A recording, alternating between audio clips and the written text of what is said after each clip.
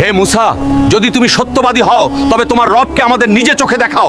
যতক্ষণ না আমরা আল্লাহকে পরিষ্কারভাবে দেখব, আমরা ঈমান আনবো না। এই শব্দগুলো ছিল বনি ইসরায়েলের সেই 70 জন সর্দারের, যাদেরকে মুসা নবী তুর পাহাড়ে আল্লাহর কাছে ক্ষমা চাওয়ার জন্য নিয়ে গিয়েছিলেন। এর আগে বনি ইসরায়েল সোনার একটি গরু তৈরি করে তার ইবাদত শুরু করেছিল। এই কারণে আল্লাহ তাদের ওপর অনেক অসন্তুষ্ট হন এবং তাদের তওবা করার নির্দেশ দেন। এরপর মুসা নবী তার কওমের 70 জন সর্দারকে বললেন, চলো তুর পাহাড়ে গিয়ে আল্লাহর কাছে ক্ষমা চাই। যখন তারা সবাই সেখানে পৌঁছালেন, তখন হঠাৎ তাদের মুখ থেকে অত্যন্ত ধৃষ্টতাপূর্ণ কথা বেরিয়ে এলো। তারা উচ্চস্বরে বলল, হে মুসা, যদি তুমি সত্যবাদী হও তবে তোমার রবকে আমাদের নিজের চোখে দেখাও। যতক্ষণ না আমরা আল্লাহকে পরিষ্কারভাবে দেখব, আমরা ঈমান আনবো না। তখন হঠাৎ আকাশে কালো মেঘ ছেয়ে গেল, তীব্র বজ্রপাত হতে শুরু হলো। এরপর জমিন সজোরে কেঁপে উঠল এবং এক ভয়াবহ বিস্ফোরণ ঘটল। এই ঘটনাকেই কোরআনে রাজফা বলা হয়েছে। এক মুহূর্তের মধ্যে 70 জন সর্দারের প্রত্যেকেই মাটিতে লুটিয়ে পড়ল এবং কেউ চিৎকার করার সুযোগও পেল না। সবাই সেখানে ঝলসে গিয়ে প্রাণহীন হয়ে পড়ল। এই দৃশ্য দেখে হযরত মুসা নবী কাঁদতে কাঁদতে সিজদায় লুটিয়ে পড়লেন এবং দোয়া করতে লাগলেন, হে আমার রব, আপনি যদি চাইতেন তবে আমাকে এদের আগেই ধ্বংস করে দিতে পারতেন। আপনি কি কয়েক নির্বোধের কারণে পুরো কওমকে ধ্বংস করে দেবেন? আল্লাহ তখন হযরত মুসা নবীর দোয়া কবুল করলেন এবং সেই ঝলসে যাওয়া মানুষগুলো নড়তে শুরু করলো। তাদের চোখ খুলে গেল